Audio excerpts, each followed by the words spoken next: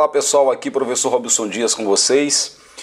Neste vídeo vamos resolver um simulado do curso de auditor e analista da Receita Federal, um simulado que eu fiz, e a gente vai resolver aqui esse simulado para que a gente possa revisar esses assuntos aí cobrados em administração geral, tanto para o auditor como analista da Receita Federal do Brasil, ok? Então eu vou presumir que você já tenha tido acesso à teoria, obviamente, e vou comentar apenas as questões. Se você quiser ter acesso à teoria, aqui no vídeo vamos ter um link onde você pode se inscrever na minha lista VIP de alunos, e aí você vai receber não só materiais de teoria, como outros vídeos explicativos, tá certo? Então aí você pode clicar e então ter acesso a esse material. Então vamos lá resolver aqui as questões para que você possa rememorar o que eu expliquei em sala de aula, ou se você assistiu algum curso meu aqui online, da mesma forma fazer uma revisão, ok? Então vamos lá, vamos para as questões.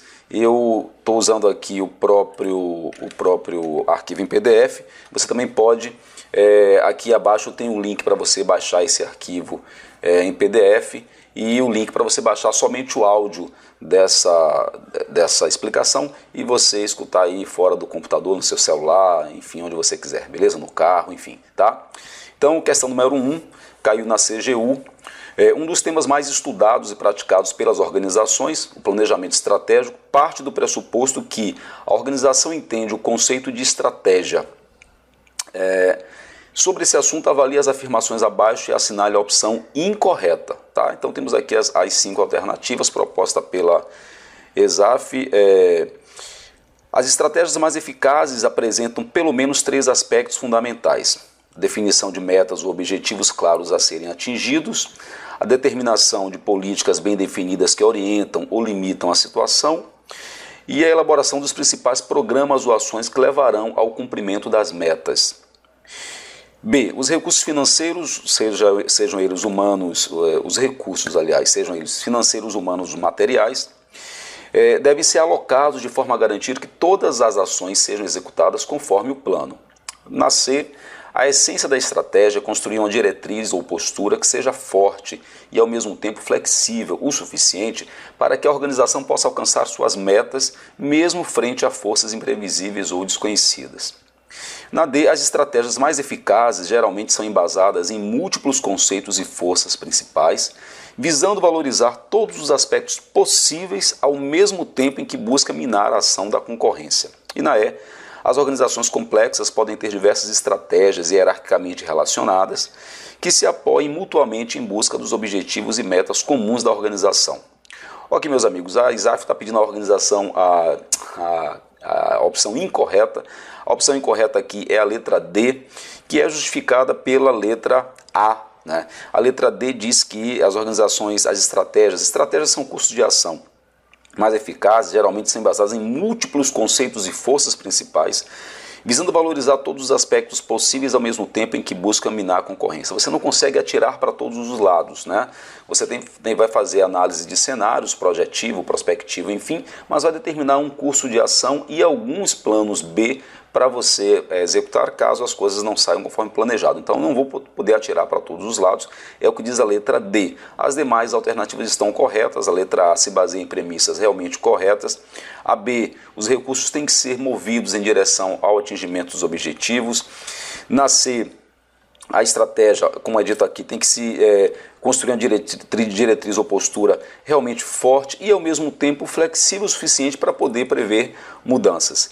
E na letra E, as organizações complexas podem ter diversas estratégias hierarquicamente relacionadas, e aí cursos de ação, isso aqui mais ou menos é como se eu dissesse: o meu plano estratégico ele se desdobra em planos táticos e se desdobra em planos operacionais e assim por diante, ok? Então resposta da questão 1, letra D de dado. Se a qualquer momento, depois que você assistiu o vídeo, claro, né, você tiver dúvidas, deixa aqui abaixo do vídeo seu comentário ou dúvida que eu vou respondendo à medida que for sendo possível, ok? Então, muito bem, vamos para a segunda questão. Ela caiu na Receita Federal mesmo, sobre o planejamento baseado em cenários, o que é correto afirmar. Então lembra aí, planejamento baseado em cenários, cenário projetivo, cenário prospectivo. Cenário projetivo, ele se baseia num único cenário possível, cenário prospectivo em vários cenários, enfim, você dá uma revisada aí, tá?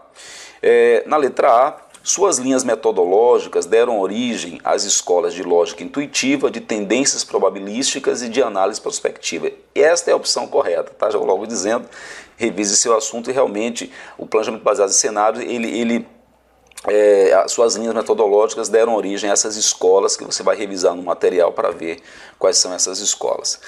O que está errado nas letras B, C, D e E? Vamos dar uma olhada nisso, né?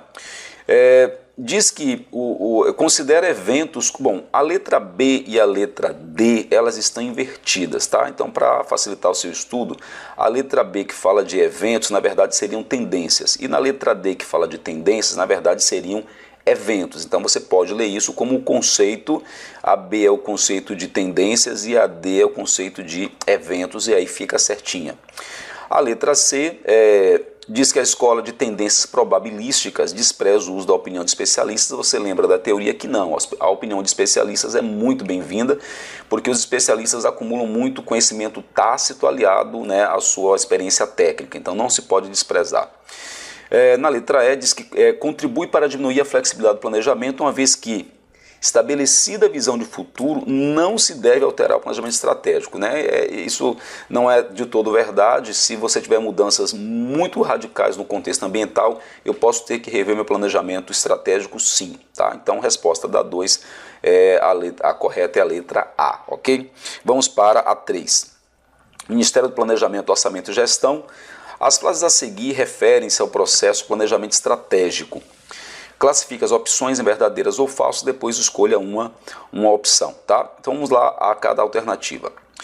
O planejamento estratégico é capaz de estabelecer a direção a ser seguida pela organização, tudo bem, com objetivos de curto, médio e longo prazo. Aí já está errado. O planejamento estratégico, a gente sabe que ele tem horizonte temporal de longo prazo, então não é curto prazo nem é médio prazo. Curto prazo é planejamento operacional, médio prazo planejamento tático, tá?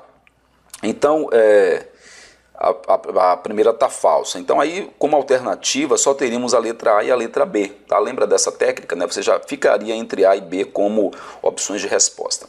A segunda opção, o planejamento estratégico de forma isolada é insuficiente, sendo necessário desenvolver a implantação do planejamento tático e operacional de forma integrada. Sim, fazer só planejamento tático e não ter planos... fazer só planejamento estratégico e não ter planejamento tático nem operacional é você fazer um plano e fazer o planejamento, ter o plano no papel, mas não colocar em prática, não faz sentido, tá? Então, isso é verdade, ele sozinho não é suficiente, tá? Vamos ver. Terceiro, planejamento estratégico é o desenvolvimento de processos, técnicas e atitudes políticas, os quais proporcionam uma conjuntura que viabiliza a avaliação das implicações presentes de decisões a serem tomadas em função do ambiente. Olha só, não são implicações no presente, são implicações futuras. O planejamento o estratégico ele olha para o futuro. Se fosse para trabalhar em cima de implicações presentes, não precisaria estar fazendo planejamento nenhum. Então a terceira está errada, o que já nos leva para a letra A como alternativa de resposta, né? Então a quarta e a quinta afirmações. O planejamento estratégico é normalmente de responsabilidade dos níveis mais altos da organização e diz respeito tanto a formulação de objetivos quanto a seleção dos cursos de ação, que são as estratégias, a serem seguidos para a consecução dos objetivos. E a última afirmação, o planejamento estratégico é uma ferramenta que tem como fases básicas para a sua elaboração e implementação: diagnóstico estratégico, verdade; definição de missão, verdade; elaboração de instrumentos prescritivos e quantitativos, como os planos, indicadores, enfim, além do controle e avaliação. Então ele citou algumas das etapas da elaboração do planejamento estratégico. Não está aí, mas ele não disse que eram só essas. Por exemplo, definição de visão e valores não estão aí, o desmembramento em planos, né, e a própria implementação, tá? Ok? Então, resposta da 3, letra A. Vamos para a quarta questão. Ministério do Turismo, tá? Na organização voltada para processos, então aqui cobra a gestão de processos, que é outro assunto desse edital de administração geral. A gestão tem características específicas que se diferenciam, né, da gestão tradicional por função. Analise as afirmativas abaixo e selecione a opção incorreta. Muito cuidado com isso de ler até o final o enunciado para você não se confundir e marcar errado. Na organização voltada a processos, existe o objetivo de otimizar a posição competitiva da organização, seu valor para os acionistas e sua contribuição para a sociedade. Isso já parece bom, né? Então estamos tranquilos em relação a essa afirmação. Vamos ver na B. Na organização voltada a processos, os processos são melhorados em busca de maior eficiência, velocidade ou qualquer outro objetivo de desempenho. Poxa, Robson, isso também parece bom. Lembre que estamos procurando a incorreta. C. Na organização voltada a processos, existe uma estrutura que privilegia áreas funcionais e as trata como funções permanentes não integradas. Opa! Aí não. Na gestão por processo, a gente se livra da estrutura funcional tradicional e passamos a usar a melhor tipo de estrutura para isso é a estrutura matricial, que integra e não isola e não desintegra, como está sendo dito aqui. A letra C está errada. Ela é candidata à nossa resposta, né? Na organização voltada a processos, os processos cruzam fronteiras funcionais, provocando a horizontalização em detrimento da verticalização da cadeia de comando. Exatamente, e é isso que nega a letra C. Na organização voltada a processos, permite que as funções trabalhem de forma coordenada, aumentando a eficiência no longo prazo. Também está correta a resposta da 4, letra C. Ok? Acompanhando aí direitinho. Na questão 5, o MPOG, ainda sobre o tema gerenciamento de processos, o que é correto afirmar? A partir da estratégia, a organização deve identificar seus processos críticos, gerenciando-os com base em um enfoque de sistema aberto. Tá? Tudo tranquilo, parece muito bom aí, tá?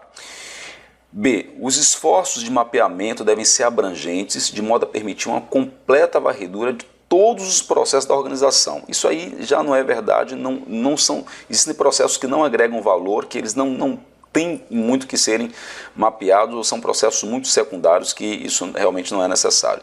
C. Um bom mapeamento de processo decorre de saber que a abordagem vertical é mais importante que a abordagem horizontal. A gente viu na questão anterior que não, a abordagem por processo ela privilegia a abordagem horizontal. D. Todos os processos organizacionais devem ser otimizados, mesmo aqueles que não agregam valor, né? Aqueles processos que não agregam valor, mas se são processos que são processos de apoio, eles devem ser otimizados, devem ser realmente trabalhados. Letra E, considera-se, considerando um fim em si mesmo, o mapeamento de processos é mais importante que o cumprimento das metas e objetivos estabelecidos pela organização. Aí a gente sabe que não. Então o que é correto afirmar? A partir da estratégia, a organização deve identificar seus processos críticos, gerenciando-os com base em enfoque sistema aberto. Cuidado com a letra C, com a letra D. Todos os processos organizacionais devem ser otimizados, mesmo aquele que não agrega valor. Tem processos que não agregam valor, que podem ser processos secundários que merecem, né, de atenção. Mas tudo que não agrega valor e que gera desperdício não deve ser alvo de atenção para nós, ok? Então, questão 6. Caiu na ANA, analista administrativo, também pela ESAF. A gestão de processos envolve mapeamento, a análise para a melhoria de processos organizacionais. Entre as opções abaixo, selecione aquela que é a opção incorreta. Então, vamos ver. Aqui eu vou inverter um pouco, tá? A explicação. A letra C diz que o redesenho de processos ele é executado na fase as-is do mapeamento.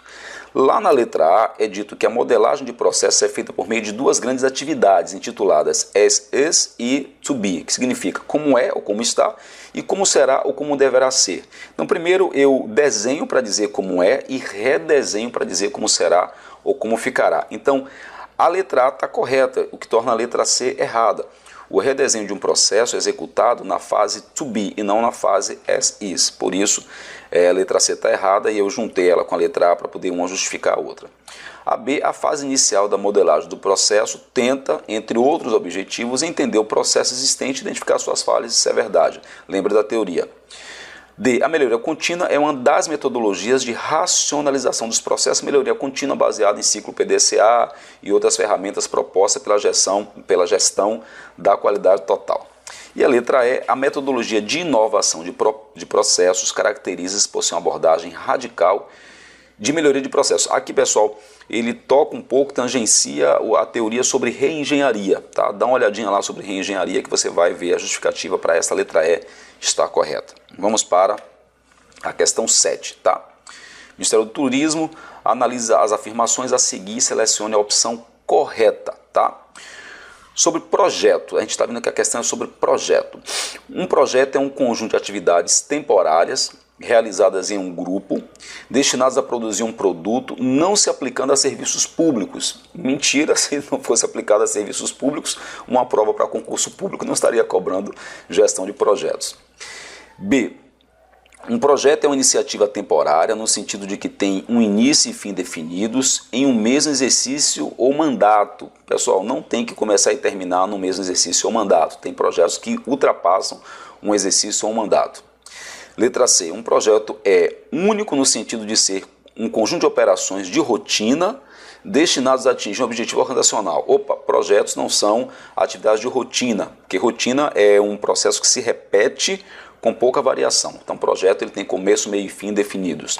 Estamos entre D e E.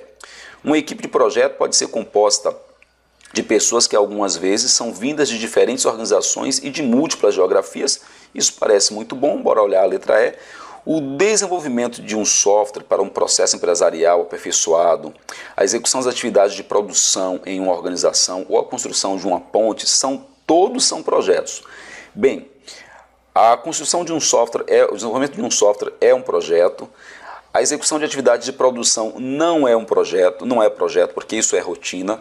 E a construção de uma ponte é projeto. Então a letra A está errada porque colocou a execução de atividades de produção. Resposta da questão 7, letra D. Vamos para a próxima, que é a questão 8.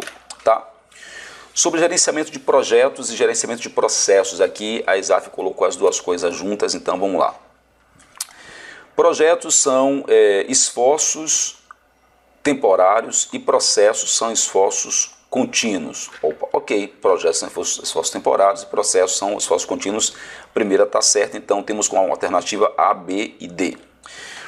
O gerenciamento de um projeto inicia-se pela definição de um plano de aquisição de bens e serviços. Não, o gerenciamento de um projeto inicia-se pela... Bom, lembra das etapas? Iniciação, né? Depois vem planejamento. Então, a iniciação não é a aquisição de bens e serviços, isso é lá na frente, depois do planejamento, na etapa de execução. Os processos são conjuntos de atividades encadeadas, executadas por pessoas ou máquinas para atingir um ou mais objetivos, sim. Então, temos aí a primeira certa, a segunda errada, a terceira certa, letra B de bola, questão 8, B de bola. Vamos para 9, ok? Caiu na Ana. No gerenciamento de projetos, as informações de saída da fase de planejamento são entradas para os processos D. Então ele está cobrando aí, você lembra, é como se fosse o ciclo de vida do projeto ou as etapas de um projeto, que são 5 etapas, né? Então se ele falou que o que sai da fase de planejamento é a entrada para a próxima fase. Depois do planejamento vem a execução. Letra B de bola, essa questão foi bem fácil. Letra B de bola, 9. Vamos avançar para A, para 10. A 10 nós temos, sobre o processo decisório, o que é correto afirmar. Tá? Então, outro assunto, processo decisório. A tomada de decisões acontece permanentemente, independente do nível hierárquico. Sim, quem está no nível estratégico, quem tá no nível institucional, quem está no nível intermediário, quem está no nível operacional, tem que tomar decisões. Então isso está correto. Independentemente do nível hierárquico, na tomada de decisão existem critérios determinados pela cultura organizacional. E aí sim, às vezes o gestor, um gerente, um diretor quer tomar uma decisão que ele acha mais adequada, mas a cultura organizacional não permite. Coisas ligadas a crenças, a valores, a mitos, a símbolos, a heróis, eles modelam a tomada de decisão, e também isso está correto. No processo decisório, a escolha de uma alternativa de decisão leva em consideração que alternativas encontradas serão ótimas, não bastando que sejam apenas satisfatórias. Isso está errado. A teoria é farta nesses exemplos de que às vezes uma decisão não é a melhor, não é a decisão ótima, mas é aquela que melhor satisfaz aquela necessidade daquele momento. Se a gente tomar isso aí como verdade, só valeriam as decisões que fossem ótimas. Decisões que não fossem ótimas, mas satisfizessem a contingência, não poderiam ser consideradas então como alternativa. Tá? Então resposta letra A para a questão 10. Vamos para a questão 11, temos 23 questões, aqui estamos chegando aqui na metade, tá? Ministério da Fazenda sobre as decisões, o que se pode afirmar, tá? Sobre decisão programada, decisão não programada e assim por diante. As decisões não programadas diferem-se das programadas por se relacionarem com dados novos ou inadequados. Decisões não programadas se diferem das programadas por se relacionarem com dados novos ou inadequados. Ok, decisões não programadas, dados novos ou inadequados, aí está certinho. A segunda, são condições de tomada de decisão a certeza, o risco, a incerteza e a turbulência ou ambiguidade. Sim, essas são todas as variáveis que me levam a ter que tomar decisões. Terceira, a condição em que o administrador tem objetivos bem definidos, dispõe de informações, mas os resultados futuros são associados ao acaso, é chamado de incerteza. Não, essa situação em que o administrador tem objetivos definidos, ele tem as informações, mas os resultados futuros são associados ao acaso. O acaso ele está no contexto de risco, né? Então o que é risco? É a possibilidade probabilística de um evento se concretizar. Então isso aí está errado, porque isso chama-se de risco e não incerteza. Tá? Vai lá na teoria que você vai achar bonitinho. Então resposta da 11, letra A, bora para a 12. Tá? Caiu no DENIT sobre isso aí, sobre liderança, tá? Sobre as abordagens, as teorias de liderança. Aqui foi fácil, você sabe que as três abordagens são a abordagem contingencial, a abordagem da teoria dos traços e a abordagem situacional. Então as três abordagens tradicionais que estudam liderança são traço sim, comportamental sim e traço sim, comportamental sim, situacional seria contingencial, ou situacional, contingencial, situacional, elas são realmente sinônimos, né? Então, ok, estamos ok. Abordagem por traço sim, comportamental sim, estratégia não. C, supervisora não, comportamental sim, estratégia não. D, traço sim, situacional sim, ou contingencial, estratégia não. Abordagem, letra E, situacional sim, traço sim, supervisora não. Então, letra A, resposta da 12, conforme a teoria. 13. Ao optar pela liderança situacional, um gestor de pessoas deve fazer o quê? Então, liderança situacional é um tipo de liderança onde o líder ele adapta a sua liderança às contingências. Tá? Então, o que um gestor deve fazer? Tá? Conduzir a maturidade do trabalho do liderado com cuidado de não interferir em sua maturidade psicológica. Tá? Isso aí não tem nenhuma relação com liderança situacional, porque não fala da mudança de liderança em função da contingência. Adotar um estilo diretivo para quem apresenta maturidade média ou alta. Ao contrário, o estilo diretivo é autocracia, ditadura. Se a pessoa tem maturidade média ou alta, ela não precisaria de uma abordagem diretiva. Tá? Isso também não se relaciona com liderança situacional. Identificar a maturidade média do grupo e, com base nisso, adotar um estilo único para todos os liderados. Se a liderança é situacional, logo não pode ser estilo único para todas as situações. D. Levar os indivíduos ao seu mais elevado nível de desempenho mediante a liderança eficaz de 1 a 1. Aí tudo bem, 1 a 1, cada caso é um caso e eu adapto minha liderança a cada situação. Saber que competência é a combinação de motivação e da confiança do indivíduo em sua capacidade de atingir um objetivo ou de realizar uma tarefa. Olha só, isso parece bonito, mas competência não é a combinação disso. Competência é a combinação de conhecimentos, habilidades e atitudes, que é visto em outro assunto, gestão por competência, em gestão de pessoas. Ok? Então, resposta da 13, letra D de dado. Vamos para a 14, estilo de liderança, também sobre liderança, caiu no DENIT. Estilo de liderança é o padrão recorrente de comportamento exibido pelo líder. Ok. Para os autores White e Lipton, existem 3 estilos básicos de liderança. Quais são os 3 estilos? Todo mundo está careca de saber. O autocrático, o liberal ou laissez-faire e o democrático. Tá? E aí a ESAF fez aquela de relacionar uma coluna com outra. Letra A. Representam a participação dos líderes. Isso aqui, pessoal, foi exatamente tirado do livro do Chiavenato, Administração Geral e Pública, que ele traz exatamente essa abordagem que a ESAF cobrou aqui no DENIT. Tá? O líder não faz nenhuma tentativa de avaliar ou regular o curso das coisas, faz apenas comentários quando perguntado. Então, esse aí é característica da liderança liberal. Então, 2 é A, tá? 2 é A, então A ou A é 2, tanto faz, né? 2 é A. Então, B, o líder é pessoal e dominador nos elogios e nas críticas ao trabalho de cada um. Isso é característica em relação à participação do líder autocrático, tá? Então, B é 1, tá? 2 é A e B é 1.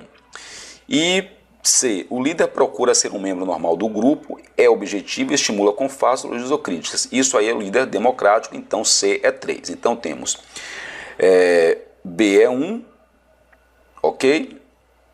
A é 2 e C é 3, letra C, questão 14, letra C, tá tranquilo, então aí é só decorar, tá? Questão 15, estamos aí chegando no final. Receita Federal, analise os itens a seguir e assinale a opção correta. 1. A liderança, a direção e a gerência são o mesmo papel que necessariamente devem ser desempenhados pelo administrador. Aí sabemos que não, às vezes a pessoa é chefe, mas não é líder, enfim, então isso não é o mesmo papel que o chefe tem que desempenhar, o administrador tem que desempenhar. Uma das características da liderança autocrática é o comportamento do líder que assume papel de membro do grupo e atua somente quando é solicitado. Não, tem aí 3 mentiras, isso não é autocrática. Que assume que é membro do grupo é a democrática e que somente quando é solicitado é a laissez-faire. Então misturou tudo, está errado.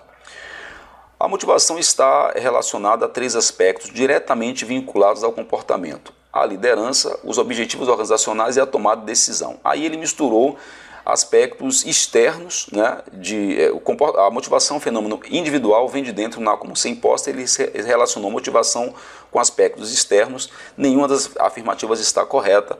15, letra D de dado, vamos avançar. 16. No dia a dia organizacional, as relações humanas trazem vários desafios. Estar pronto para lidar com eles implica saber que: letra A, o uso do poder coercitivo é válido na resolução de conflitos. Sim, às vezes eu tenho que impor autoridade, tenho que impor instrumentos de coerção para resolver conflitos, dependendo da gravidade do conflito. Então isso aí não tem problema nenhum. B, remuneração não é um fator motivacional. Aqui afirma que é, estamos careca de saber que isso é uma grande pegadinha de provas, de concurso, não caia nessa, tá? C, o trabalho em equipe garante o alcance dos melhores resultados. Não garante. D, o melhor técnico tende a ser o melhor chefe. Não, isso não é verdade. Às vezes você, quando promove o seu melhor técnico a chefe, você ganha 2 problemas. Perde o seu melhor técnico e ganha um péssimo chefe, né? Então o princípio de Peter fala mais ou menos a respeito disso. Em nosso tempo, não há mais espaço para o carisma no exercício da liderança. Por favor, pelo amor de Deus, o carisma é sempre bem-vindo e a liderança carismática, e o carisma ela é um traço de liderança. Então, por favor, a letra A é a resposta, B, C, D e E estão erradas. Vamos para a questão 17. Escolha a opção incorreta.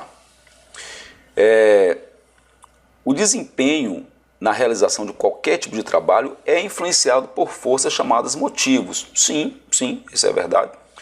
B, por motivação se entende o esforço intelectual ou físico aplicado por uma pessoa para a obtenção de um resultado. Pessoal, a motivação não é o esforço, a motivação é o motivo por detrás do esforço. Então, isso aí não é verdade.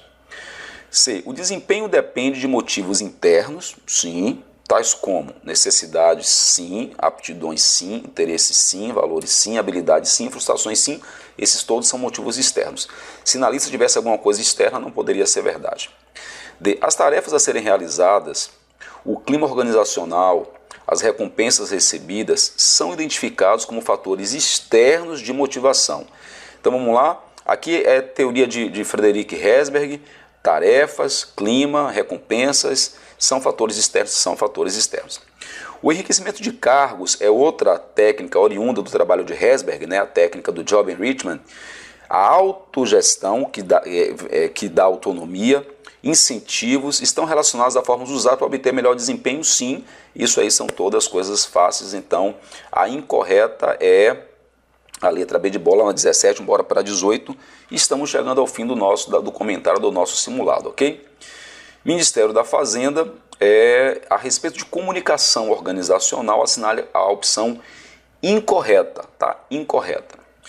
B, A.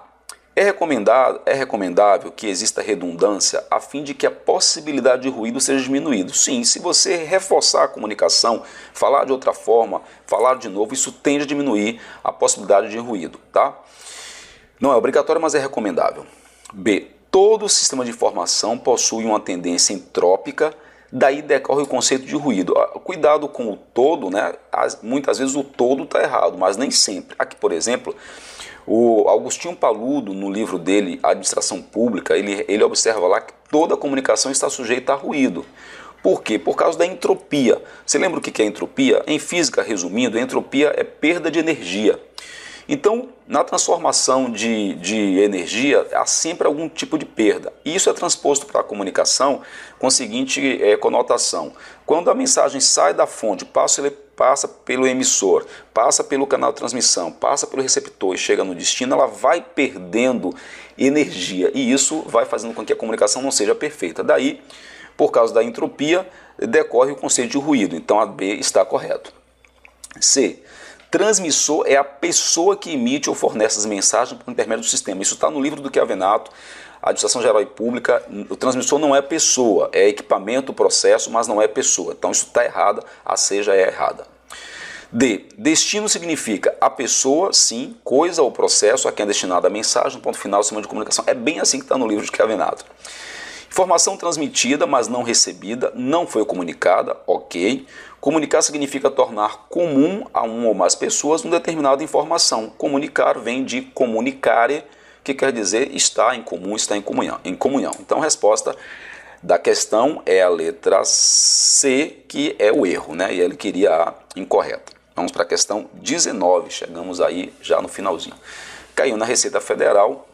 Considerando que uma equipe é um conjunto de pessoas com conhecimentos complementares que trabalham em conjunto partilhando a responsabilidade, aí já é o conceito do que é equipe. Lembre que equipe é diferente de grupo, né? Toda equipe é um grupo, mas nem todo grupo é uma equipe. O que é correto afirmar? O resultado obtido seja menor ou igual à soma das contribuições individuais alcançadas. Não, porque aí fere o conceito de sinergia, que diz que o todo é maior que a soma das partes. B. Que haja aumento da satisfação psicológica e das dificuldades de comunicação interpessoal? Não, não há dificuldade de comunicação interpessoal, tá? 19, então estamos aqui na C. A tomada de decisão melhora em função do aumento do número de alternativas de solução? Sim, porque várias cabeças pensam melhor do que uma. D. Que haja um aumento gradual do controle exercido pelo coordenador para garantir a disciplina do grupo. Mas foi dito pela própria ESAF que as pessoas partilham responsabilidade. Então não há essa coisa de um controle por um coordenador para garantir a disciplina do grupo. Letra E. Que o comprometimento seja diluído em função das tarefas delegadas, embora solidariedade aumente. Não, o comprometimento não é diluído, há assumição de responsabilidade. Então, na 19 temos finalmente a letra C, para não me esquecer, a tomar decisões melhor em função do aumento do número de alternativas de solução, 19, letra C. Tá? Vamos para 20. Só se gerencia aquilo que se mede. Quem disse isso foi William Edward Deming, também conhecido como apenas Deming, o pai da qualidade total. Tomando-se afirmativo com verdadeiro, o que é correto afirmar? Tá? O que é correto afirmar? Vamos para 20. Indicadores são valores não devendo ser interpretados como regras que associam práticas sociotécnicas às escalas. Ao contrário, os indicadores são justamente para associar as práticas das pessoas, dos grupos, a escalas que objetivam atingir determinadas metas. Indicadores somente são aplicáveis a medições de objetivos vinculados ao planejamento estratégico, por favor, né? E os planos táticos, os operacionais. Se for possível de medir, deve-se construir indicadores independentemente do que vai ser medido ou da complexidade da medição. Não, às vezes, imagine você fazer um sistema altamente complexo e caro para medir uma coisa besta, né? Então não faz sentido trocar, seguir a complexidade para medir coisas que você pode fazer de maneira, uma medição muito mais simples, tá? O indicador é um dado que, juntamente com outros, pode auxiliar o administrador na tomada de decisão. Sim, um dado com outro dado gera informação que auxilia na tomada de decisão. Os indicadores somente podem ser quantitativos. Pô, já está errado. Existem indicadores quantitativos e indicadores qualitativos, pois valores qualitativos são impossíveis de medir. Por favor, está errado. Resposta letra D. Questão 21. Receita Federal também, né? No âmbito da gestão da informação e do conhecimento, é correto pressupor que... Então, 21, vamos ver. O uso intensivo da tecnologia visa a criação de um repositório de soluções prontas, isso tudo bem, a serem aplicados pela organização na resolução de novos problemas. Pois se os problemas são novos, eu vou ter que buscar novas soluções e não soluções prontas, né? B. O conhecimento pode ser obtido no ambiente externo da organização, inclusive junto a concorrentes, sim, e é nisso que se baseia o princípio do benchmarking, né? Do benchmarking. C. A adoção de uma base tecnológica de primeira linha garante uma cultura de conhecimento no seio da organização. Isso não garante que as pessoas podem não saber ou não utilizar essa tecnologia de ponta, ou subutilizar. D. O conhecimento tácito diz respeito aos indivíduos, sim, porque vem da experiência, não devendo ser alvo de interesse da organização. Sim, tanto o conhecimento explícito quanto o conhecimento tácito. A experiência de alguém, a experiência de vida, ela é conhecimento tácito, e teve uma questão lá atrás, inclusive, que estava errada, porque dizia que não se levava em consideração a experiência, né, das pessoas, de técnicos, de especialistas. À medida que o repositório de conhecimentos é ampliado, a experimentação passa a ser desnecessária. Não. Né? Sempre vai ter coisa nova a aprender, sempre teremos desafios novos que merecerão, que serão alvos de experimentações. Então, 21, resposta letra B de bola. Vamos para a 22 e penúltima questão. Sobre a incorporação de novas tecnologias. Atenção, novas tecnologias de informação, o que é correto afirmar? Pouco influencia a estrutura? Não, muitas vezes modifica completamente a estrutura. B. Representa fonte de incerteza. Olha só que sutileza essa questão. Tudo que é novo é fonte de incerteza. Novas tecnologias também são fontes de incerteza. Dificulta o controle por tornar mais amplo o acesso ao fluxo informacional. Não dificulta o controle. B. Contribui para a ampliação dos níveis gerenciais. Não amplia, e sim você pode reduzir níveis gerenciais. E seu objetivo maior é a redução de custos operacionais. O objetivo maior é atingir a eficiência da organização como um todo. Penúltima questão, então, vamos para a última questão, a 22, né, B de bola, vamos para a 23, última questão. Receita Federal, assinale a afirmativa correta sobre eficiência, eficácia e efetividade, os 3 Es, né, que a Venato traz no livro dele também. Tudo que é efetivo também é eficiente, não necessariamente. Tudo que é eficaz também é eficiente, não necessariamente. Algo não pode ser efetivo se não for eficiente. Pode ser efetivo sem ser eficiente. Algo pode ser eficaz e não ser eficiente, é verdade. A eficiência e a eficácia não precisam andar de mãos dadas. Algo não pode ser eficaz se não for eficiente, também mentira. Então isso aí, essa questão, reveja a teoria sobre eficiência, eficácia e efetividade que você vai lembrar disso, resposta da 23, letra D de dado. Então comentamos então todo o simulado.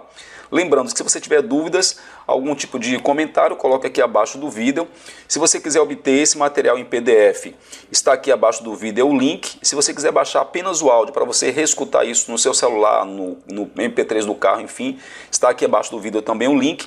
E se você quiser ter acesso às teorias, ter acesso aos meus vídeos explicativos, também aqui no próprio vídeo ou aqui abaixo tem o link para você entrar para a minha lista VIP de alunos, não paga nada, e você terá então esse suporte a mais aí por mim, ok? Então aqui com vocês, professor Robson Dias, nos vemos aí no próximo vídeo. Um abraço, tchau, tchau.